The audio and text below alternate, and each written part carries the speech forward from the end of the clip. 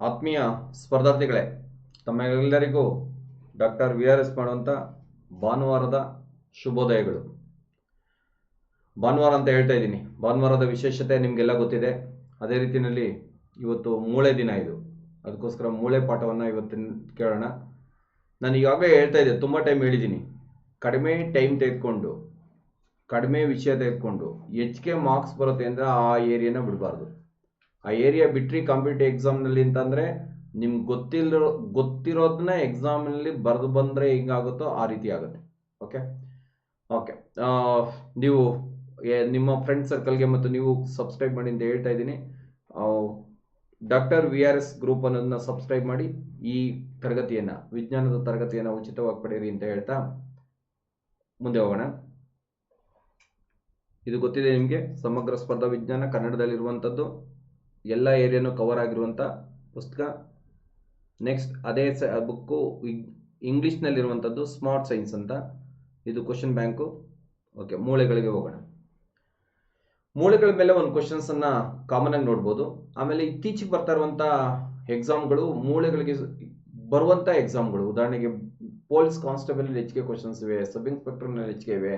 ಅದರಿಂದ ಹೆಚ್ಚಿಗೆ ಕ್ವಶನ್ಸ್ಗಳು ಬರುವಂಥ ಸಾಧ್ಯತೆಗಳಿರುವಂಥ ಒಂದು ಏರಿಯಾ ಇದು.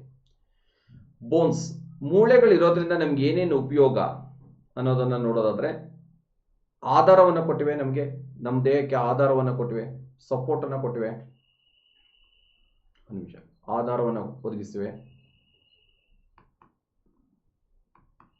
ಆಧಾರ, ಆಕಾರವನ್ನು ಕೊಟ್ಟಿವೆ, ನಮ್ಮ ಬಾಡಿಗೆ ಒಂದು ಆಕಾರ ಇದೆ, ರಕ್ಷಣೆಯನ್ನು ಒದಗಿಸಿವೆ, ಚಲನೆಯನ್ನು ಮಾಡೋದಕ್ಕೆ ಹೆಲ್ಪ್ ಮಾಡ್ತವೆ, ರಕ್ತ ಉತ್ಪಾದನೆಗೆ ಸಹಾಯ ಮಾಡ್ತವೆ, ಹಾರ್ಮೋನ್ಗಳ ಉತ್ಪಾದನೆಗೆ ಸಹಾಯ ಮಾಡ್ತವೆ. ಈಗ ಒಂದೊಂದಾಗಿ ನೋಡೋಣ. ಆಧಾರವನ್ನು ಒದಗಿಸಿವೆ.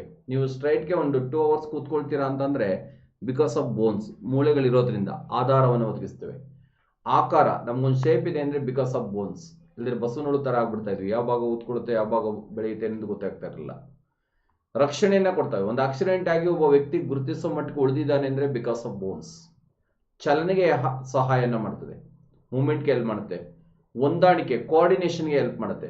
ಈಗ ಬ್ರೈನ್ ಹೇಳ್ದಂಗೆ ಕಣ್ ಕೇಳ್ತದೆ, ಕಣ್ ಹೇಳ್ದಂಗೆ ಕೈ ಕೇಳ್ತದೆ, ಕೈ ಹೇಳ್ದಂಗೆ ಕಾಲು ಕೇಳುತ್ತೆ. ಆ ಥರ ಒಂದೊಂದು ಅಂಗಗಳಿಗೂ ನಡುವೆ ಹೊಂದಾಣಿಕೆ ಇದೆ. ರಕ್ತ ಉತ್ಪಾದನೆಗೆ ಸಹಾಯ ಮಾಡುತ್ತೆ, ಪ್ರೊಡಕ್ಷನ್ಸ್ ಆಫ್ ಬ್ಲಡ್. ಹಾರ್ಮೋನ್ಗಳ ಉತ್ಪಾದನೆಗೆ ಸಹಾಯ ಮಾಡುತ್ತೆ. ಕ್ಯಾಲ್ಸಿಫೆರಾಲ್ ಅಂತ ಒಂದು ಹಾರ್ಮೋನ್ ಇದೆ, ಹಾರ್ಮೋನ್ ಅನ್ನು ಉತ್ಪತ್ತಿ ಮಾಡೋದಕ್ಕೆ ಇದು ಹೆಲ್ಪ್ ಮಾಡುತ್ತೆ. ಬೋನ್ಸ್ ಇರೋದ್ರಿಂದ ಏನು ಉಪಯೋಗ ಅಂದ್ರೆ, bones provide structure, support, protection, movement, coordination, productions of blood, productions of hormones, ಇಷ್ಟಕ್ಕೆ ಸಹಾಯನ ಮಾಡುತ್ತೆ. ನಮ್ಮ ದೇಹದ ತೂಕಕ್ಕೆ ಒಟ್ಟಾರೆ ಕಾರಣವಾಗಿರುವಂತಹ ಭಾಗ ಅಂದ್ರೆ ಮೂಳೆ ಅಂಗಾಂಶಗಳು. Bone tissues are responsible for body weight. ದೇಹದ ತೂಕಕ್ಕೆ ಕಾರಣವಾಗಿರುವಂತಹ ಅಂಗಾಂಶ ಮೂಳೆಗಳು. ಎಷ್ಟು ಪರ್ಸೆಂಟ್ ಅಂದ್ರೆ, ನಮ್ಮ ದೇಹದ ತೂಕದ 14% ಮೂಳೆಗಳ ತೂಕ ಇರುತ್ತೆ. 14% ಮೂಳೆಗಳ ತೂಕವನ್ನ ಹೊಂದಿರುತ್ತೆ. 14%, 14% ಅಷ್ಟು. ರಕ್ತ 8%. ಕನ್ಫ್ಯೂಷನ್ ಮಾಡ್ಕೋಬಾರ್ದು. ಓಕೆ, ಈಗ ಹೇಳಿದಂತ ಇಷ್ಟೊಳಗೂ ಕೂಡ ಕ್ವಶನ್ಸ್ ಬಂದಿವೆ, ಗೊತ್ತಿರಲಿ. ಕ್ವಿಕ್ ಆಗಿ ಇನ್ನೊಮ್ಮೆ ನೋಡ್ತೀನಿ. ಮೂಳೆಗಳು ಆಧಾರ, ಆಕಾರ, ರಕ್ಷಣೆ, ಚಲನೆ, ಹೊಂದಾಣಿಕೆ, ರಕ್ತ ಉತ್ಪಾದನೆ, ಹಾರ್ಮೋನ್ಗಳ ಉತ್ಪಾದನೆಗೆ ಸಹಾಯ ಮಾಡುತ್ತದೆ. Bones provide structure, support, protections, movement, coordination, productions of blood, productions of hormones. Bone tissues are responsible body weight. ದೇಹದ ತೂಕಕ್ಕೆ ಕಾರಣವಾದಂತಹ ಅಂಗಾಂಶ ಅಂದ್ರೆ ಮೂಳೆ ಅಂಗಾಂಶ, ಕನ್ನಡದಲ್ಲಿ ಸ್ನಾಯು ಅಂಗಾಂಶ ಅಂತಾನು ಕೊಡ್ತಾನೆ. Next, bone responsible for 14% of our body. ನಮ್ಮ ದೇಹದ ತೂಕದ 14% ಅಷ್ಟು ಕಾರಣ ಆಗಿರೋದು ಮೂಳೆಗಳು. ನಮ್ಮ ಅಸ್ಥಿಪಂಜರವನ್ನು ನೋಡಿದ್ರೆ ಈ ರೀತಿ ಇರುತ್ತೆ.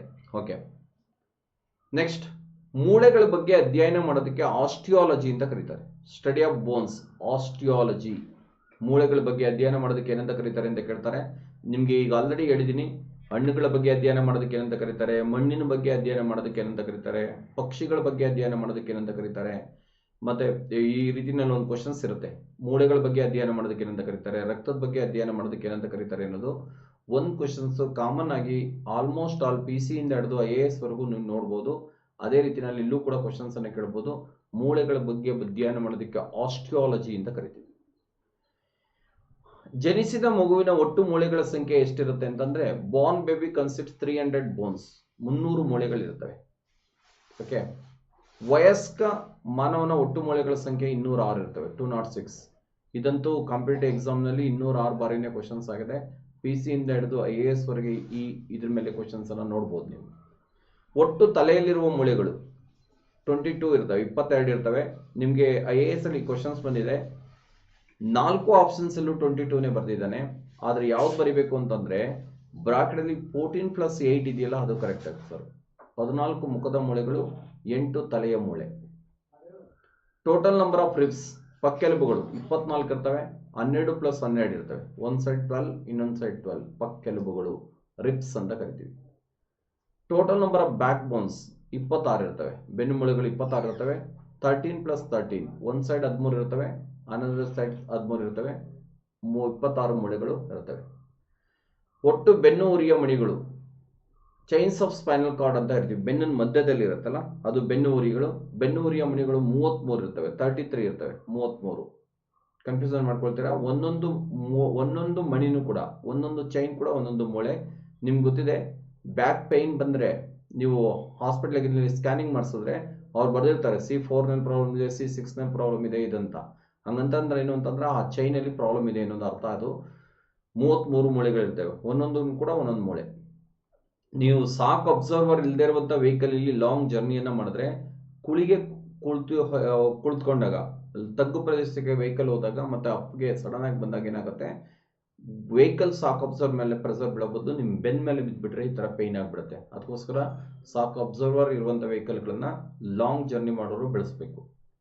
33 ಮೂಳೆಗಳಿರ್ತವೆ. ಅತಿ ಉದ್ದವಾದ ಮೂಳೆ ಫೀಮರ್, ಲಾಂಗೆಸ್ಟ್ ಬೋನ್ ಫೀಮರ್. ಅತಿ ಉದ್ದವಾದ ಮೂಳೆ ಯಾವುದು ಅಂತ ಕೇಳ್ತಾನೆ. ಮೊದಲನೇ ಆಪ್ಷನ್ಸ್ ಸ್ಪೈನಲ್ ಕಾರ್ಡ್ ಅಂತ ಕೊಟ್ಬಿಡ್ತಾನೆ, ನೋಡ್ ಬರಿಬೇಕು. ಸ್ಪೈನಲ್ ಕಾರ್ಡ್ ಮೂಳೆ ಅಲ್ಲ, ಒಂದು ಮೂಳೆ ಅಲ್ಲ, ಅದು 33 ಮೂಳೆಗಳಿಂದ ಕೂಡಿರುತ್ತೆ. ಓಕೆ. ಅತಿ ಗಟ್ಟಿಯಾದ ಮೂಳೆ ಹಾರ್ಡೆಸ್ಟ್ ಬೋನ್, ದವಡೆ ಮೂಳೆ, ಜಾಸ್ ಬೋನ್ ಅಂತ ಕರೀತಾರೆ. ದವಡೆ ಮೂಳೆ ನಮ್ಮ ದೇಹದಲ್ಲಿ ಅತಿ ಗಟ್ಟಿಯಾಗಿರುವಂತಹ ಮೂಳೆ ಅಂದ್ರೆ ಜಾಸ್ ಬೋನ್, ದವಡೆ ಮೂಳೆ. ಅತಿ ಚಿಕ್ಕ ಮೂಳೆ ಸ್ಟೆಪಿಸ್ ಅಥವಾ ಸ್ಪಿರಪ್ ಅಂತಾನು ಕರೀತಾರೆ. ಮಧ್ಯ ಕಿವಿಯಲ್ಲಿರುವಂತಹ ಸ್ಟೆಪಿಸ್ ಅತಿ ಚಿಕ್ಕ ಮೂಳೆ. ಇನ್ನೊಮ್ಮೆ ನೋಡೋಣ ಸ್ನೇಹಿತರೆ, ಮೂಳೆಗಳ ಬಗ್ಗೆ ಅಧ್ಯಯನ ಮಾಡೋದಕ್ಕೆ ಆಸ್ಟಿಯಾಲಜಿ ಅಂತ ಕರಿತೀವಿ. Study of bones, osteology. Born baby consists 300 bones. ಜನಿಸಿದ ಮಗುವಿನ ಒಟ್ಟು ಮೂಳೆಗಳ ಸಂಖ್ಯೆ 300 ಇರುತ್ತೆ. ವಯಸ್ಕ ಮಾನವನ ಒಟ್ಟು ಮೂಳೆಗಳ ಸಂಖ್ಯೆ 206 ಇರ್ತವೆ. Adult man consists 206 bones. ಒಟ್ಟು ತಲೆಮೂಳೆಗಳು 22 ಇರ್ತವೆ, 22 ಇರ್ತವೆ. 14+8 ಅನ್ನೋದು correct answer. Total number of head bones 22, 14+8. Total number of ribs 24 ಇರ್ತವೆ, 12+12. ಟೋಟಲ್ ನಂಬರ್ ಆಫ್ ರಿಬ್ಸ್ ಅಂತ ಹೇಳ್ತೀವಿ ಕನ್ನಡದ, ಇಂಗ್ಲಿಷ್ ಅಲ್ಲಿ ರಿಬ್ಸ್ 24 ಇರ್ತವೆ, 12+12 ಇರ್ತವೆ. ಒಟ್ಟು ಬೆನ್ನು ಮೂಳೆಗಳ ಸಂಖ್ಯೆ 26 ಇರ್ತವೆ, 13+13. Total number of back bones 13+13 ಇರ್ತವೆ. Chains of the spinal cord, ಬೆನ್ನು ಉರಿಯ ಮಣಿಗಳು 33 ಇರ್ತವೆ, 33 ಇರ್ತವೆ. ಅತಿ ಉದ್ದವಾದ ಮೂಳೆ ಫೀಮರ್, ಲಾಂಗೆಸ್ಟ್ ಬೋನ್ ಫೀಮರ್. ಅತಿ ಗಟ್ಟಿಯಾದ ಮೂಳೆ ದವಡೆ ಮೂಳೆ, ಜಾಸ್ ಬೋನ್. ಅತಿ ಚಿಕ್ಕ ಮೂಳೆ ಸ್ಟೆಪಿಸ್ ಅಥವಾ ಸ್ಪಿರಪ್, ಸ್ಟೆಪಿಸ್ ಅಥವಾ ಸ್ಪಿರಪ್. ಇದಂತೂ ತುಂಬಾ ಟೈಮ್ ಕ್ವಶನ್ಸ್ ಆಗಿದೆ, ಇದ್ರ ಬಗ್ಗೆ ಓದೋಣ. ಮಾನವನ ಮಧ್ಯ ಕಿವಿಲಿಯ 3 ಮೂಳೆಗಳ ಅನುಕ್ರಮಿಕೆಯನ್ನು ಬರೆಯಿರಿ ಅಂತ ಕೇಳ್ತಾರೆ. ಮಾನವನ ಮಧ್ಯ ಕಿವಿಯಲ್ಲಿ 3 ಮೂಳೆಗಳಿರ್ತವೆ. Sequential order of middle bones ಅಂತ ಕರೀತಾರೆ. 3 ಮೂಳೆಗಳನ್ನ ಜ್ಞಾಪಕ ಇಟ್ಕೋಬೇಕು ಅಂದ್ರೆ ಮಿಸ್ ಅನ್ನೋದನ್ನ ಜ್ಞಾಪಕ ಇಟ್ಕೊಂಡ್ರೆ ಸಾಕು. ಮ್ಯಾಲಿಯಸ್, ಇಂಕಾಸ್, ಸ್ಟೆಪಿಸ್. ಮ್ಯಾಲಿಯಸ್ ಕನ್ನಡದಲ್ಲಿ ಸುತ್ತಿಗೆ ಮೂಳೆ ಅಂತ ಕರೀತಾರೆ. ಇದನ್ನ ಕಿವಿ ಕರ್ಣನಾಳ ಅಂತಂದ್ರೆ ಇದು ಕಿವಿ ತಮಟೆ ಇರುತ್ತೆ. ಹ್ಯಾಮರ್ ಶೇಪ್ಡ್ ಬೋನ್ಸ್ ಇರುತ್ತೆ. ಹ್ಯಾಮರ್ ಅಂತಂದ್ರೆ ನೀವು ಸುತ್ತಿಗೆ ಅಂತ ಹೇಳ್ತಿರಲ್ಲ ಆ ತರ. ಮತ್ತೆ ಇದಕ್ಕೊಂದು ಅಟ್ಯಾಚ್ ಆಗುತ್ತೆ, ಇಂಕಾಸ್ ಅಂತ ಕರೀತಾರೆ. ಅಡಿಗಲ್ಲು ಮೂಳೆ ಅಂತ ಕರಿತೀವಿ. ಆರಿಜೆಂಟಲ್ ಎಸ್ ಶೇಪ್ ನಲ್ಲಿ ಇರುತ್ತೆ, ಅದನ್ನ ರಿಕಾಪು ಮೂಳೆ ಅಂತ ಹೇಳ್ತಾರೆ ಕನ್ನಡದೊಳಗೆ. ಇಂಗ್ಲಿಷ್ ಅಲ್ಲಿ ಸ್ಟೆಪಿಸ್ ಅಥವಾ ಸ್ಪಿರಪ್ ಅಂತ ಕರೀತಾರೆ. ಮಾನವ ಮಧ್ಯ ಕಿವಿಯಲ್ಲಿ 3 ಮೂಳೆಗಳ ಅನುಕ್ರಮಿಕೆಯನ್ನು ಬರೆಯಿರಿ ಅಂದ್ರೆ ಹಿಂಗೆ ಬರೀಬೇಕು: ಮ್ಯಾಲಿಯಸ್, ಇಂಕಾಸ್, ಸ್ಟೆಪಿಸ್. ಓಕೆ. ಕೈ ಮೂಳೆಗಳು ಹ್ಯಾಂಡ್ ಬೋನ್ಸ್. ಇದು ನಿಮ್ಗೆ ಗೊತ್ತಿರಲಿ ಸ್ನೇಹಿತರೆ, ಇದ್ರ ಮೇಲೆ ಇನ್ನೊಂದು ಸ್ವಲ್ಪ ಏನೇನು ಕ್ವಶನ್ಸ್ ಬರ್ಬೋದು ಅಂತ ಗೆಸ್ ಮಾಡ್ಬಿಡ್ತೀನಿ. ಮಾನವನ ಮಧ್ಯ ಕಿವಿಯಲ್ಲಿ 3 ಮೂಳೆಗಳ ಅನುಕ್ರಮಿಕೆಯನ್ನು ಬರೆಯಿರಿ ಅಂತ ಕೇಳಿದ್ರೆ ಮಿಸ್ ಅನ್ನೋದನ್ನ ಮನಸ್ಸಲ್ಲಿ ಇಟ್ಕೊಳ್ಳಿ. Malleus, incus, ಸ್ಟೆಪಿಸ್. ಕನ್ನಡದಲ್ಲಿ ಸುತ್ತಿಗೆ ಮೂಳೆ, ಅಡಿಗಲ್ಲು ಮೂಳೆ, ರಿಕಾಪು ಮೂಳೆ ಕನ್ನಡದಲ್ಲಿ ಕೊಟ್ಟಿರಲ್ಲ. ಓಕೆ. ಮಾನವನ ದೇಹದಲ್ಲಿರುವ ಅತಿ ಚಿಕ್ಕ ಮೂಳೆ ಯಾವುದೊಂದು ಸ್ಟೆಪಿಸ್ ಅಥವಾ ಸ್ಪಿರಪ್. ಆರಿಜೆಂಟಲ್ ಎಸ್ ಶೇಪ್ ನಲ್ಲಿ ಇರುತ್ತೆ. IAS ಅಲ್ಲಿ ಕೇಳಿದಾನೆ ಮಾನವನ ದೇಹದಲ್ಲಿ ಅತಿ ಚಿಕ್ಕ ಮೂಳೆ ಇರೋದು ಎಲ್ಲಿ ಅಂತ ಕೇಳ್ಬಿಟ್ಟು ಮೆದುಳಿನಲ್ಲಿ, ಮಧ್ಯ ಕಿವಿನಲ್ಲಿ, ಗರ್ಭಾಶಯದಲ್ಲಿ ಈ ತರ ಕೊಡ್ತಾ ಹೋಗ್ತಾನೆ. ಮಾನವನ ಮಧ್ಯ ಕಿವಿನಲ್ಲಿ ಅತಿ ಚಿಕ್ಕ ಮೂಳೆ ಇದೆ. ಕೈ ಮೂಳೆಗಳು, ಹ್ಯಾಂಡ್ ಬೋನ್ಸ್. ಹ್ಯಾಂಡ್ ಬೋನ್ಸ್ ಅನ್ನು ಏನಂತ ಕರೀತಾರೆ ಅಂತ ಕೇಳ್ತಾನೆ, ರೇಡಿಯಸ್ ಮತ್ತು ಹಲ್ನಾರ್ ಅಂತ ಕರೀತಾರೆ. ಮೊನ್ನೆ ಪಂಚಾಯತ್ ಎಕ್ಸಾಮ್ಗೆ ಈ ಕ್ವಶನ್ಸ್ ಬಂದಿತ್ತು. ಕೈ ಮೂಳೆಗಳನ್ನ ಏನಂತ ಕರೀತಾರೆ ಅಂತ, ರಿಯಲ್ ಅದು ರೇಡಿಯಸ್ ಅಥವಾ ಅಲ್ನಾರ್ ಅಂತ ಕರಿತೀವಿ. ನಿಮ್ಗೆ ಗೊತ್ತಿದೆ, ಎಲ್ಬೋ ಎನ್ಕಾರು ಟಚ್ ಆಗಿಬಿಟ್ರೆ ಕರೆಂಟ್ ರೀತಿ ಪಾಸ್ ಆಗುತ್ತೆ. ಆ ರೀತಿ ಎಲ್ಲಿ ಪಾಸ್ ಆಗುತ್ತೋ ಅಲ್ಲಿ ಈ ಮೂಳೆಯನ್ನು ನೋಡ್ಬೋದು ನಾವು, ರೇಡಿಯಸ್ ಮೂಳೆಯನ್ನು ನೋಡ್ಬೋದು. ಒಂದೇ ಕೊಟ್ಟಿದ್ದವನು ರೇಡಿಯಸ್ ಮತ್ತು ಅಲ್ನಾರ್ ಅಂತ ಕರೀತಾರೆ. ಕೈನಲ್ಲಿ ಒಟ್ಟು 60 ಮೂಳೆಗಳಿರ್ತವೆ, ಅದು ಕೂಡ ಗೊತ್ತಿರಲಿ ನಿಮಗೆ. 60 ಬೋನ್ಸ್ ಇರ್ತವೆ. ಕಾಲ್ನ ಮೂಳೆಗಳನ್ನ ಟಿಬುಲಾ ಮತ್ತು ಪಿಬುಲಾ ಅಂತ ಕರಿತೀವಿ. ಓಕೆ, ಟಿಬಿಯಾ ಮತ್ತು ಪಿಬಿಯಾ ಅಂತ ಹೇಳ್ತಾರೆ ಮೆಡಿಕಲ್ ಟರ್ಮ್ನಲ್ಲಿ. ಆಕ್ಚುಲಿ ಇದು IASಗೆ ಕ್ವಶನ್ಸ್ ಬಂದಿದೆ, ಇದೇ ಪದಗಳನ್ನ ಬಳಸಿದ್ದಾನೆ. ಲೆಗ್ ಬೋನ್ಸ್, ಟಿಬುಲಾ ಮತ್ತು ಪಿಬುಲಾ, ಇದರಲ್ಲೂ ಅಷ್ಟೇ 60 ಮೂಳೆಗಳು ಇರ್ತವೆ, 60 ಮೂಳೆಗಳು. ನೆಕ್ಸ್ಟ್, ಸಂಪರ್ಕವನ್ನು ಹೊಂದಿಲ್ಲದ ಮೂಳೆ. ನಮ್ಮ ದೇಹದಲ್ಲಿ ಎಲ್ಲ ಮೂಳೆಗಳು ಒಂದಲ್ಲ ಒಂದು ಸಂಪರ್ಕವನ್ನು ಹೊಂದಿವೆ. ಉದಾಹರಣೆಗೆ ತಲೆ ಕತ್ತಿಗೆ ಸಂಪರ್ಕವನ್ನು ಹೊಂದಿದೆ, ಕತ್ತು ಎದೆಗೆ ಸಂಪರ್ಕವನ್ನು ಹೊಂದಿದೆ. ಇದೇ ರೀತಿಯಲ್ಲಿ ಒಂದು ಮೂಳೆ ಇನ್ನೊಂದು ಮೂಳೆಗೆ ಸಂಪರ್ಕವನ್ನು ಏರ್ಪಡಿಸೋದ್ರಿಂದ ನಮ್ಮ ಬಾಡಿ ಸ್ಟ್ರಕ್ಚರ್ ನಿರ್ಮಾಣ ಆಗಿದೆ, ಮೊದಲಿಗೆ ಓದಿದ್ವಿ. ಆದರೆ ಒಂದು ಮೂಳೆ ಯಾವುದೇ ಸಂಪರ್ಕವನ್ನು ಹೊಂದಿಲ್ಲದೆ ಇಂಡಿವಿಜುವಲ್ ಆಗಿರುತ್ತೆ, ಅದು ಅಯಾಯ್ಡ್ ಅಂತ ಕರೀತಾರೆ. ಅಯಾಯ್ಡ್, IAS ಅಲ್ಲಿ ಕೇಳಿದ್ದೇನೆ ಇನ್ನ. ಅಯಾಯ್ಡ್ ಸಂಪರ್ಕವನ್ನು ಹೊಂದಿಲ್ಲದ ಮೂಳೆ, ಲಿಂಕ್ ಲೆಸ್ ಬೋನ್. ಇದು ನಾಲ್ಗೆಯ ಕೆಳಭಾಗದಲ್ಲಿರುತ್ತೆ, ಅಂಡರ್ ದಿ ಟಂಗ್, ನಾಲ್ಗೆಯ ಕೆಳಭಾಗದಲ್ಲಿ ಇರುತ್ತೆ. ನೆಕ್ಸ್ಟ್, ಮಾನವನ ಮೆದುಳನ್ನು ರಕ್ಷಿಸುವ ಮೂಳೆ ಯಾವುದು ಅಂತ ಕೇಳ್ತಾನೆ, cranium. Human brain protected by cranium. ಇದು IAS ಕ್ವಶನ್ಸ್ ಆಗಿದೆ, PSI ಕ್ವಶನ್ಸ್ ಆಗಿದೆ, PC ಕ್ವಶನ್ಸ್ ಆಗಿದೆ. ಕ್ರೇನಿಯಂ ಅಂತ ಇರುತ್ತೆ. ಹುಟ್ಟಂತ ಮಗುವಿಗೆ ತಲೆ ಮುಟ್ಬಾರ್ದು ಅಂತ ಹೇಳ್ತಾರೆ. ಇದು ತುಂಬಾ ಸಾಫ್ಟ್ ಆಗಿರುತ್ತೆ. ನೀವು ಮುಟ್ಟಾಗ ಫ್ರೆಶ್ ಆಗಿಬಿಟ್ರೆ ಬ್ರೈನ್ಗೆ ಡ್ಯಾಮೇಜ್ ಆಗಿಬಿಟ್ಟು ಆ ಭಾಗ ಕೆಲಸ ನಿರ್ವಹಿಸಲ್ಲ. ಅದಕ್ಕೋಸ್ಕರ ತಲೆ ಮುಟ್ಬಾರ್ದು ಅಂತ ಹೇಳ್ತಾರೆ. ನೀವು 2 ವೀಲರಲ್ಲಿ ಯಾಕೆ ಹೆಲ್ಮೆಟ್ ಅನ್ನ ಕಡ್ಡಾಯಗೊಳಿಸಿದ್ದಾರೆ ಅಂದ್ರೆ, 2 ವೀಲರ್ ಇಂದ ಬಿದ್ದ ತಕ್ಷಣ ತಲೆಗೆ ಇಂಜುರೀಸ್ ಆಗುತ್ತೆ. ತಲೆಗೆ ಇಂಜುರೀಸ್ ಆದಾಗ ಕ್ರೇನಿಯಂ ಓಪನ್ ಆಗ್ಬಿಡುತ್ತೆ. ಕ್ರೇನಿಯಂ ಓಪನ್ ಆಯಿತು ಅಂತ ಅಂದ್ರೆ ಬದುಕುವಂತ ಸಾಧ್ಯತೆ ಅಲ್ಲ, ಬದುಕೋದಕ್ಕೆ ಸಾಧ್ಯತೆನೇ ಇಲ್ಲ, ಆ ರೀತಿ ಆಗ್ಬಿಡುತ್ತೆ. ಅದಕ್ಕೋಸ್ಕರ 2 ವೀಲರಲ್ಲಿ ಹೆಲ್ಮೆಟ್ ಅನ್ನ ಕಡ್ಡಾಯಗೊಳಿಸಿದ್ದಾರೆ. ಒಂದು ಸರ್ವೆನ ಮಾಡೋದ ಪ್ರಕಾರ ರೈಡ್ ಮಾಡೋರ್ಗಿಂತ ಜಾಸ್ತಿ ಡ್ಯಾಮೇಜ್ ಆಗಿರೋರು ಹಿಂದೆ ಕೂತ್ಕೊಂಡಿರೋರಿಗೆ. ಕಾರಣ, ಓಡ್ಸೋನ್ಗೆ ಗೊತ್ತಾಗ್ಬಿಡುತ್ತೆ ಬ್ರೇಕ್ ಫೇಲ್ಯೂರ್ ಆಗಿದೆ, ನನ್ನ ಕಂಟ್ರೋಲ್ ತಪ್ಪಿದೆ, ಗಾಡಿ ಬಂದಿಟ್ಟಿದೆ, ಬೇರೆ ಒಂದು ಆಕ್ಸಿಡೆಂಟ್ ಆಗುವಂಥ ಸನ್ನಿವೇಶ ಇದೆ ಅಂತ ಅವನು ಎಸ್ಕೇಪ್ ಆಗುವಂಥ ಸಾಧ್ಯತೆ ಇರುತ್ತೆ. ಹಿಂದೆ ಇರೋರಿಗೆ ಜಾಸ್ತಿ ಡ್ಯಾಮೇಜ್ ಆಗಿರೋದು. ಅದಕ್ಕೋಸ್ಕರ ಹಿಂದೆ ಇರೋರು ಕೂಡ ಹೆಲ್ಮೆಟ್ ಹಾಕಬೇಕು ಅಂತ ಕಡ್ಡಾಯಗೊಳಿಸಿದ್ದಾರೆ ಈಗ. ಓಕೆ, ಅಷ್ಟೆಲ್ಲ ತಲೆ ಕೆಡಿಸ್ಕೊಳ್ಳೋದು ಬೇಡ. ಮೆದುಳನ್ನು ರಕ್ಷಿಸುವ ಮೂಳೆ ಯಾವುದು ಅಂದರೆ ಕ್ರೇನಿಯಂ, CRANIUM, ಕ್ರೇನಿಯಂ. ನಿಮಗೆ ತಲೆ ಬುರುಡೆ ಅಂತ ಕೊಟ್ಟಿರ್ತಾರೆ, ಅದನ್ನ ಟಿಕ್ ಮಾಡ್ತೀರಾ, ಮಾರ್ಕ್ಸ್ ಹೊಟ್ಟೋಗ್ಬಿಡುತ್ತೆ, ನೋಟ್ ಬರೀಬೇಕು ಸ್ನೇಹಿತರೆ. ಒಟ್ಟು ಕೈ ಮೂಳೆಗಳು 60 ಇರ್ತವೆ, ಕೈ ಮೂಳೆಗಳು 60 ಇರ್ತವೆ. ಕಾಲಿನ ಮೂಳೆಗಳು 60 ಇರ್ತವೆ, 60 ಇರ್ತವೆ. ಈಗ ಆಲ್ರೆಡಿ ಹೇಳಿದೆ ನಾನು. ಓಕೆ, ಮೂಳೆಗಳಿಗೆ ಅವಶ್ಯಕ ಲವಣಗಳು. ಮೂಳೆಗಳಿಗೆ ಅವಶ್ಯಕ ಲವಣಗಳು ಏನೇನು ಇರಬೇಕು ಅಂತ ಕೇಳ್ತಾನೆ. ಕ್ಯಾಲ್ಸಿಯಂ ಮತ್ತು ರಂಜಕ, ಇಂಗ್ಲಿಷಲ್ಲಿ ಕ್ಯಾಲ್ಸಿಯಂ ಅಂಡ್ ಫಾಸ್ಫರಸ್ ಅಂತ ಕರಿತೀವಿ. Bones essential minerals, calcium and phosphorus. Okay, ಇದ್ರ ಮೇಲೆ ತುಂಬಾ ಕ್ವಶನ್ಸ್ಗಳು ಬಂದಿವೆ. ಕ್ಯಾಲ್ಸಿಯಂ ಮತ್ತು ರಂಜಕ ಮೂಳೆಗಳಲ್ಲಿ ಯಾವ ರೂಪದಲ್ಲಿ ಇರುತ್ತೆ ಅಂತ, it's in the form of calcium phosphate. Calcium phosphate ರೂಪದಲ್ಲಿ ಇರುತ್ತೆ. ಮೊನ್ನೆ ವಾರ್ಡನ್ ಎಕ್ಸಾಮ್ನಲ್ಲಿ ಈ ಕ್ವಶನ್ಸ್ ಬಂದಿದೆ. ರಂಜಕದ ಬಗ್ಗೆ ಒಂದು ಸ್ವಲ್ಪ ತಿಳ್ಕೊಳ್ಳೋಣ ಸ್ನೇಹಿತರೆ. ಫಾಸ್ಫರಸ್ ಬಗ್ಗೆ, ಫಾಸ್ಫರಸ್ ಏನ್ ಮಾಡುತ್ತೆ ಅಂತಂದ್ರೆ, it's reacts with atmospheric oxygen. ವಾತಾವರಣದ ಆಮ್ಲಜನಕದೊಂದಿಗೆ ರಿಯಾಕ್ಟ್ ಆಗ್ಬಿಟ್ಟು ಹತ್ಕೊಂಡು ಉರಿದೋಗ್ಬಿಡುತ್ತೆ. ಈ ಹತ್ಕೊಂಡು ಉರಿಯೋದಕ್ಕೆ ಕನ್ನಡದಲ್ಲಿ ಸ್ಫುರ ದೀಪ್ತಿ ಅಂತ ಕರೀತಾರೆ, ಇಂಗ್ಲಿಷಲ್ಲಿ ಫಾಸ್ಫೋರೋಸೆನ್ಸ್ ಅಂತ ಕರಿತೀವಿ. IAS ಅಲ್ಲಿ ಕೇಳಿದ್ದೇನೆ. ರಂಜಕ ಗಾಳಿಯಲ್ಲಿ ಉರಿಯೋದಕ್ಕೆ ಸ್ಫುರ ದೀಪ್ತಿ ಅಂತ ಕರೀತಾರೆ ಕನ್ನಡದಲ್ಲಿ, ಇಂಗ್ಲಿಷಲ್ಲಿ ಫಾಸ್ಫೋರೋಸೆನ್ಸ್ ಅಂತ ಹೇಳ್ತೀವಿ. ಸತ್ ನಂತರ ಎಣೆಗಳನ್ನ ಸ್ಮಶಾನದಲ್ಲಿ ಹಾಕಿರ್ತಾರೆ. ಈ ಫಾಸ್ಫರಸ್ ಹತ್ಕೊಂಡು ಉರಿದೋಗ್ಬಿಡುತ್ತೆ, ಎಲ್ಲ ಕಡೆನೂ ಕತ್ಲಿದ್ಬಿಟ್ಟು ಇಲ್ಲಿ ಮಾತ್ರ ಬೆಳಕು ಬರೋದ್ರಿಂದ ರಾತ್ರಿ ಟೈಮ್ನಲ್ಲಿ ನಾವು ಅದನ್ನೇ ಕೊಳ್ಳಿದೇವಾ ಅಂತ ಅನ್ಕೊಳ್ತೀವಿ. ಓಕೆ, ಈ ಪ್ರೋಸೆಸ್ಗೆ ಇಂಗ್ಲಿಷಲ್ಲಿ ಫಾಸ್ಫೋರೋಸೆನ್ಸ್ ಅಂತ ಕರೀತಾರೆ, ಕನ್ನಡದಲ್ಲಿ ಸ್ಫುರ ದೀಪ್ತಿ. ಮೂಳೆಗಳನ್ನ ಸುಟ್ಟಾಗ ಮೂಳೆ ಬೂದಿ ಬರುತ್ತೆ, ಬೋನ್ ಆಶ್ ಅಂತ ಕರೀತಾರೆ ಇಂಗ್ಲಿಷಲ್ಲಿ. ಈ ಬೋನ್ ಆಶ್ ಅನ್ನ ಎಲ್ಲಿ ಬಳಸ್ತಾರೆ ಅನ್ನೋದು ಕ್ವಶನ್ಸ್ ಆಗಿದೆ, ಏನಕ್ಕೆ ಬಳಸ್ತಾರೆ ಅನ್ನೋದು ಕ್ವಶನ್ಸ್ ಆಗಿದೆ. ಈ ಬೋನ್ ಆಶ್ ಅನ್ನ ಒಳಪು ಕಾರಕವಾಗಿ ಬಳಸ್ತಾರೆ, ಇಂಗ್ಲಿಷಲ್ಲಿ ಬ್ಲೀಚಿಂಗ್ ಏಜೆಂಟ್ ಅಂತ ಕರಿತೀವಿ. ಬ್ಲೀಚಿಂಗ್ ಏಜೆಂಟ್ ಆಗಿ ಬಳಸ್ತೀವಿ, ಒಳಪು ಕಾರಕವಾಗಿ ಬಳಸ್ತೀವಿ. ಎಲ್ಲೆಲ್ಲಿ ಬಳಸ್ತೀವಿ ಅನ್ನೋದು ಕ್ವಶನ್ಸ್ ಆಗುತ್ತೆ.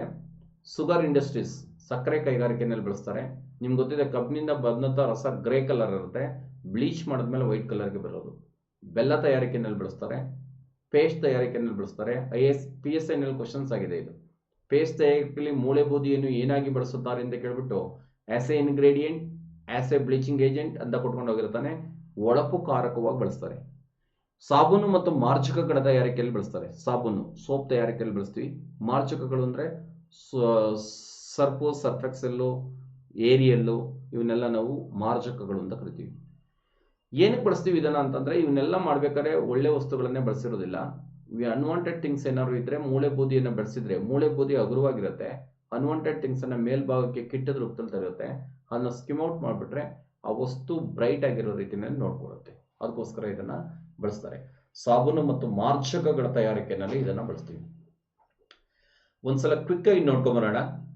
ಕನ್ನಡ, ಅದ್ರ ಹಿಂದೆನೇ ಇಂಗ್ಲೀಷು, ಹಿಂಗೆ ಎರಡನ್ನೂ ಓದ್ಕೊಂಬರೋಣ. ಒಂದ್ಸಲ ಕನ್ನಡ, ಇನ್ನೊಂದ್ಸಲ ಇಂಗ್ಲೀಷು. ಟೈಮ್ ತೆಗೆದುಕೊಳ್ಳುತ್ತೆ, ಬೋರಿಂಗ್ ಆಗೋದು ಬೇಡ. ಮಾನವನ ಮಧ್ಯ ಕಿವಿಯಲ್ಲಿರೋ 3 ಮೂಳೆಗಳ ಅನುಕ್ರಮಿಕೆ. ಮಿಸ್ ಅನ್ನೋದನ್ನ ಮನಸ್ಸಲ್ಲಿ ಇಟ್ಕೊಳ್ಳಿ. Malleus, incus, stapes. The sequential order of middle ಬೋನ್ಸ್. MIS, malleus, incus, stapes. SIM ಅಂತ ಒಂದು ಆಪ್ಷನ್ಸ್ ಇರುತ್ತೆ, ನೋಡಿ ಬರಿಬೇಕು. The smallest bone in the human body. Stapes ಅಥವಾ ಸ್ಪಿರಮ್. ಮಾನವನ ದೇಹದಲ್ಲಿರುವಂತಹ ಅತಿ ಚಿಕ್ಕ ಮೂಳೆ ಯಾವುದು ಅಂತ ಸ್ಟೆಪಿಸ್ ಅಥವಾ ಸ್ಪಿರಮ್. ಇದು ಎಲ್ಲಿರುತ್ತೆ ಅಂದ್ರೆ ಮಧ್ಯ ಕಿವಿ, ಮಿಡ್ ಇಯರ್ ನಲ್ಲಿ ಇರುತ್ತವೆ. ಇಯರ್ ನಲ್ಲಿ ಒಟ್ಟು ಈ ಕಡೆಯಿಂದ 3 ಮೂಳೆ, ಈ ಕಡೆಯಿಂದ 3 ಮೂಳೆ, ಕಿವಿನಲ್ಲಿ ಒಟ್ಟು 6 ಮೂಳೆಗಳು ಇರ್ತವೆ. ಕೈ ಮೂಳೆಗಳು ರೇಡಿಯಸ್ ಮತ್ತು ಹಲ್ನಾರ್. ಆಂಡ್ ಬೋನ್ಸ್ ರೇಡಿಯಸ್ ಮತ್ತು ಹಲ್ನಾರ್ 60 ಇರ್ತವೆ, 60 ಇರ್ತವೆ.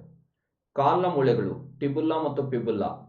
ಟಿಬುಲ್ಲಾ ಮತ್ತು ಪಿಬುಲ್ಲಾ 60 ಮೂಳೆಗಳು ಇರ್ತವೆ. ಇವು ಕೂಡ ಲೆಗ್ ಬೋನ್ಸ್. ಇವು ಲಿಂಕ್ಲೆಸ್ ಬೋನ್ಸ್. ಸಂಪರ್ಕವನ್ನ ಹೊಂದಿಲ್ಲದ ಮೂಳೆ ಅಯಾಯ್ಡ್ ಬೋನ್ ಅಂತ ಕರೀತಾರೆ. ಇದು ನಾಲ್ಗೆಯ ಕೆಳಭಾಗದಲ್ಲಿರುತ್ತೆ. ಅಂಡರ್ ದಿ ಟಂಗ್, ನಾಲ್ಗೆ ಕೆಳಭಾಗದಲ್ಲಿರುತ್ತೆ. ಮೆದುಳನ್ನು ರಕ್ಷಿಸುವ ಮೂಳೆ ಯಾವುದು ಅಂತ ಕೇಳ್ತಾನೆ. Cranium. Human brain protected by cranium. CRANIUM, cranium. ಕೈನಲ್ಲಿ 60 ಮೂಳೆ ಇರುತ್ತೆ, ಕಾಲಿನಲ್ಲಿ 60 ಮೂಳೆ ಇರ್ತವೆ. ಮೂಳೆಗಳಿಗೆ ಅವಶ್ಯಕವಾಗಿರುವ ಲವಣಗಳು ಕ್ಯಾಲ್ಸಿಯಂ ಮತ್ತು ರಂಜಕ. ಇಂಗ್ಲಿಷಲ್ಲಿ ಕ್ಯಾಲ್ಸಿಯಂ ಮತ್ತು ಫಾಸ್ಫರಸ್.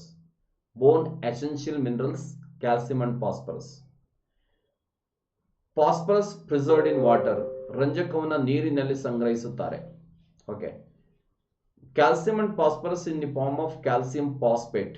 ಕ್ಯಾಲ್ಸಿಯಂ ಮತ್ತು ರಂಜಕ ಕ್ಯಾಲ್ಸಿಯಂ ಫಾಸ್ಫೇಟ್ ರೂಪದಲ್ಲಿ ಇರುತ್ತೆ ಮೂಳೆಗಳಲ್ಲಿ. Okay. Bone ash used as a bleaching agent. ಮೂಳೆ ಬೂದಿಯನ್ನ ಒಳಪು ಕಾರಕವಾಗಿ ಬಳಸುತ್ತಾರೆ. ಎಲ್ಲೆಲ್ಲಿ ಅಂತ ಕೇಳಿದ್ರೆ sugar, jaggery, paste, soaps and detergents. ಸಕ್ಕರೆ, ಬೆಲ್ಲ, ಪೇಸ್ಟ್, ಸಾಬೂನು ಮತ್ತು ಮಾರ್ಜಕಗಳ ತಯಾರಿಕೆಯಲ್ಲಿ ಇದನ್ನ ಬಳಸ್ತೀವಿ. ಮೂಳೆಗಳಿಗೆ ಬಾಧಿಸುವಂತ ಕಾಯಿಲೆಗಳು ಆಸ್ಟಿಯೋಪೋರೋಸಿಸ್ ಅಂತ ಕರಿತೀವಿ. ಪೋರೋಸಿಸ್ SAS ಆಗ್ಬೇಕದು, ಅಥವಾ ಫ್ಲೂರೋಸಿಸ್ ಅಂತಾನು ಕರೀತಾರೆ ಕನ್ನಡದಲ್ಲಿ. ಫ್ಲೂರೋಸಿಸ್ ಇದು ಎಲ್ಲಿ ಅಂತಂದ್ರೆ, ಫ್ಲೂರಿನ್ ನಾವು ಕುಡಿಯುವಂತ ನೀರಿನಲ್ಲಿ ಮೊದಲಿಗೆ ಏನಾಗ್ತಿತ್ತು ಅಂದ್ರೆ ವಾಟರ್ ಟೇಬಲ್ ಮೇಲೇನೆ ಇರ್ತಾ ಇತ್ತು. ಈಗ ವಾಟರ್ ಟೇಬಲ್ ಕೆಳಭಾಗ ಕೊಟ್ಟೋಗ್ಬಿಟ್ಟಿದೆ. ಕುಡಿಯೋ ನೀರಿನಲ್ಲಿ ಫ್ಲೂರಿನ್ ಕಂಟೆಂಟ್ ಇದ್ಬಿಡುವಂತ ನೀರನ್ನ ಕುಡಿದ್ರೆ ಮೂಳೆಗಳಲ್ಲಿ ಇದು ಡ್ಯಾಮೇಜ್ ಮಾಡುತ್ತೆ. ಫ್ಲೂರೋಸಿಸ್ ನಮ್ಮ ದೇಹದಲ್ಲಿ ಮೂಳೆ ಮತ್ತು ಹಲ್ಲುಗಳಿಗೆ ಬಾಧಿಸುತ್ತೆ. ಕೊನೆಯ ಹಂತದಲ್ಲಿ ರಂಧ್ರಗಳು ಉಂಟಾಗುತ್ತವೆ ಅಂತ ಗೊತ್ತಿದ್ರೆ ಸಾಕಿದೆ. ಓಕೆ, ರಂಧ್ರಗಳು ಉಂಟಾಗ್ತವೆ. ಅದರಿಂದ ಫ್ಲೋರಿನ್ ಯುಕ್ತವಾದಂತಹ ನೀರನ್ನು ಕುಡಿಯೋದ್ರಿಂದ ಈ ಸಮಸ್ಯೆ ಉಂಟಾಗುತ್ತೆ. ಎಸ್ಪೆಷಲಿ ಗೌರಿಬಿದನೂರು, ಕೋಲಾರ, ಇಲ್ಲೆಲ್ಲ 1200 ಅಡಿಗಳು 1500 ಅಡಿಗಳು ಆಳಕ್ಕೆ ಹೋದ್ರೆ ಕುಡಿಯುವಷ್ಟು ನೀರು ಸಿಗ್ತಾ ಇಲ್ಲ. ಆ ನೀರಿನಲ್ಲಿ ಫ್ಲೋರಿನ್ ಕಂಟೆಂಟ್ ಇರುತ್ತೆ. ಇದ್ರ ಮೇಲೆ ರಂಧ್ರಗಳು ಉಂಟಾಗ್ತವೆ. ಆರ್ಥ್ರೈಟಿಸ್ ಕೀಲು ನೋವು ಅಂತ ಕರೀತಾರೆ. ಜಾಯಿಂಟ್ ಪೈನ್ ಅಂತ ಕರಿತೀವಿ. ಆರ್ಥ್ರೈಟಿಸ್ ಏನಕ್ಕೆ ಬರುತ್ತೆ ಅಂತ ಅಂದ್ರೆ 2 ರೀಸನ್ಸ್ಗಳು. ಒಂದು ಓವರ್ ವೆಯ್ಟ್, ಇದ್ದಕ್ಕಿದ್ದಂಗೆ ದಪ್ಪ ಹಾಕ್ಬಿಟ್ರೆ. ಇನ್ನೊಂದು ನೇಚರ್ ಆಫ್ ವರ್ಕ್. ಈಗ ಬಿಲ್ಡಿಂಗ್ಗೆ ವರ್ಕ್ಗೆ ಮೆಟೀರಿಯಲ್ಸ್ ಹಾಕ್ಸೋರು, ಸೈಕಲ್ ತುಳ್ಕೊಂಡು ಸಾಕುವಂಥವ್ರು, ಅಂಥವ್ರಿಗೆ ಜಾಸ್ತಿ ಬರುತ್ತೆ. ಇದಕ್ಕೆ ಯಾವುದೇ ಔಷಧಿಗಳಿಲ್ಲ. ಇದನ್ನ ಏನ್ ಮಾಡ್ತಾರೆ ಅಂತಂದ್ರೆ ಡಾಕ್ಟರ್ಗಳು ಮೈಲ್ಡ್ ಪೈನ್ ಕಿಲ್ಲರ್ ಇಂದ ಹಿಡಿದು ಸಿವಿಯರ್ ಪೈನ್ ಕಿಲ್ಲರ್ ವರೆಗೂ ಹೋಗ್ಬಿಡ್ತಾರೆ. ಕೊನೆಯ ಹಂತದಲ್ಲಿ ಎಲ್ಲಾ ಪೈನ್ ಕಿಲ್ಲರ್ ಆಗೋದ್ಮೇಲೆ ಯಾವುದೇ ವರ್ಕ್ ಮಾಡಲ್ಲ ಅಂದಾಗ ನಮ್ಮ ಬಾಡಿಗೆ ಸ್ಟೆರಾಯ್ಡ್ ಅನ್ನ ಕೊಡಬೇಕಾಗುತ್ತೆ. ಸ್ಟೆರಾಯ್ಡ್ ಅನ್ನ ಕೊಟ್ಮೇಲೆ ಯಾವುದೇ ಮಾತ್ರೆಗಳು, ಯಾವುದೇ ಮೆಡಿಸಿನ್ಸ್ಗಳು ವರ್ಕ್ ಮಾಡದೆ ಹೋಗ್ತವೆ. ಅದಕ್ಕೋಸ್ಕರ ಇನಿಷಿಯಲ್ ಸ್ಟೇಜ್ ಅಲ್ಲಿ ಸುಟ್ ಔಟ್ ಮಾಡ್ಕೋಬೇಕು. ನಿಮ್ಗೆ ಇದರಲ್ಲಿ ಇಷ್ಟೇ ಗೊತ್ತಾಗಬೇಕಾಗಿರೋದು, ಆರ್ಥ್ರೈಟಿಸ್ ಅನ್ನೋದು ಮೂಳೆಗೆ ಬರೋದು ಮತ್ತೆ ಓವರ್ ಒಬ್ಯಾಸಿಟಿಯಿಂದ ಮತ್ತು ನೇಚರ್ ಆಫ್ ವರ್ಕ್ ಇಂದ ಬರುತ್ತೆ. ಒಬ್ಯಾಸಿಟಿಯಿಂದ ಬಂದಿದ್ರೆ ವೆಯ್ಟ್ ಅನ್ನ ಕಡಿಮೆ ಮಾಡ್ಕೋಬೇಕು. ನೇಚರ್ ಆಫ್ ವರ್ಕ್ ಇಂದ ಬಂದಿದ್ರೆ ನೇಚರ್ ಆಫ್ ವರ್ಕ್ ಅನ್ನ ಚೇಂಜ್ ಮಾಡ್ಕೋಬೇಕು.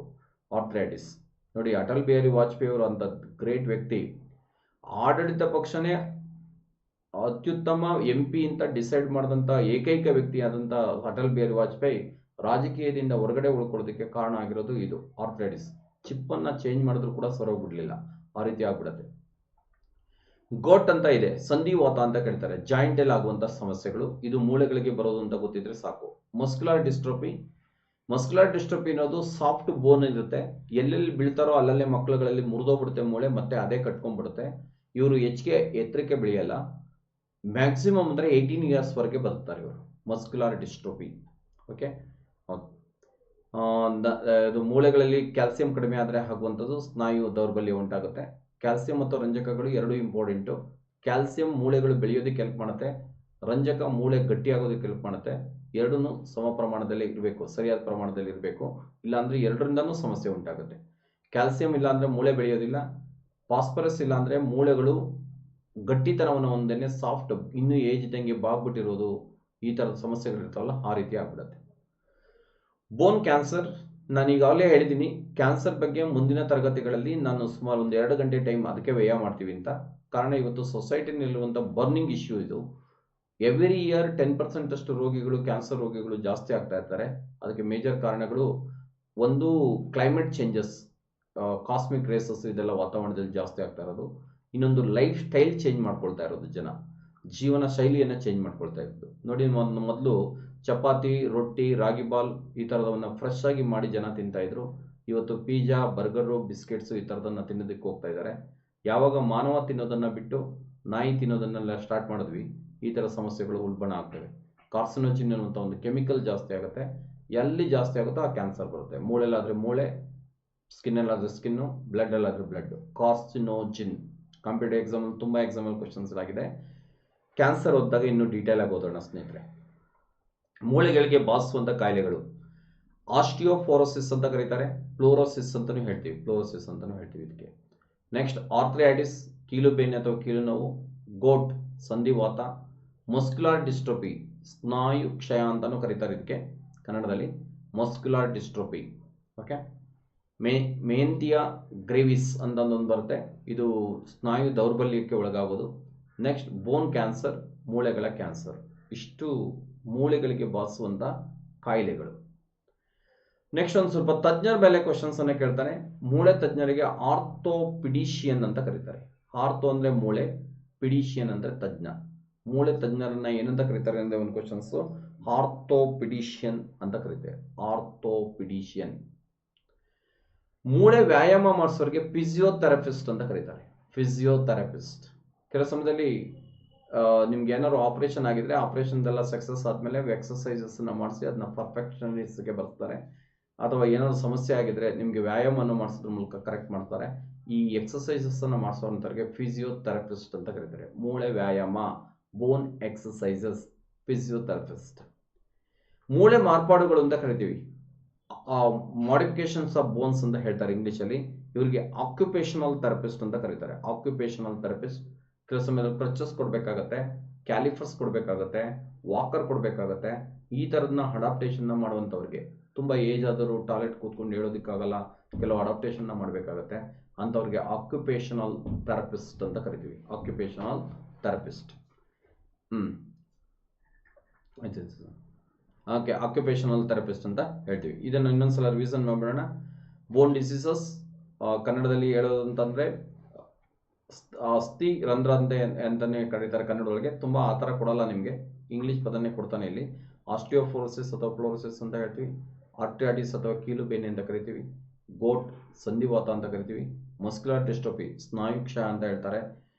ನೆಕ್ಸ್ಟ್ ಬೋನ್ ಗ್ರೇವಿಸ್ ಅಂತ ಹೇಳ್ತೀವಿ, ಸ್ನಾಯು ದೌರ್ಬಲ್ಯ ಅಂತ ಕರಿತೀವಿ. ಬೋನ್ ಕ್ಯಾನ್ಸರ್, ಮೂಳೆ ಕ್ಯಾನ್ಸರ್ ಅಂತ ಕರೀತಾರೆ. ಮೂಳೆ ತಜ್ಞರಿಗೆ ಆರ್ಥೋಪಿಡಿಷಿಯನ್ ಅಂತ ಕರಿತೀವಿ. ಮೂಳೆ ವ್ಯಾಯಾಮ ಮಾಡೋರಿಗೆ ಫಿಸಿಯೋಥೆರಪಿಸ್ಟ್ ಅಂತ ಕರಿತೀವಿ. ಮೂಳೆ ಮಾರ್ಪಾಡುಗಳು ಆಕ್ಯುಪೇಷನಲ್ ಥೆರಪಿಸ್ಟ್ ಅಂತ ಕರೀತಾರೆ. Occupational therapist. ಇದೊಂದು ಸ್ಮಾಲ್ ಏರಿಯಾ ಸ್ನೇಹಿತರೆ, ತುಂಬ ಕ್ವಶನ್ಸ್ಗಳು ಕವರ್ ಆಗ್ತವೆ. ಇವತ್ತಿಗೆ ಇಷ್ಟನ್ನ ಮನಸ್ಸಲ್ಲಿ ಇಟ್ಕೊಂಡ್ರೆ ನೀವು ನಮ್ಮ ಯೂಟ್ಯೂಬ್ ಚಾನಲ್ನ ಫಾಲೋ ಮಾಡುವವರು ಡಾಕ್ಟರ್ VRS ಅನ್ನೋದನ್ನು ನೀವು ಡಾಕ್ಟರ್ VRS ಗ್ರೂಪ್ ಅನ್ನೋದನ್ನ ಫಾಲೋ ಮಾಡಿ. ನಮ್ಮದೊಂದು ಟೆಲಿಗ್ರಾಮ್ ಆ್ಯಪ್ ಇದೆ, ಟೆಲಿಗ್ರಾಮ್ ಇದನ್ನು ಫಾಲೋ ಮಾಡೋದಕ್ಕೋಸ್ಕರ ಟೆಲಿಗ್ರಾಮ್ ಇದನ್ನು ಫಾಲೋ ಮಾಡೋರಿಗೂ ಕೂಡ ಸೇಮ್ ಇರುತ್ತೆ, ಡಾಕ್ಟರ್ VRS ಗ್ರೂಪ್ ಅಂತ. ಧನ್ಯವಾದಗಳು.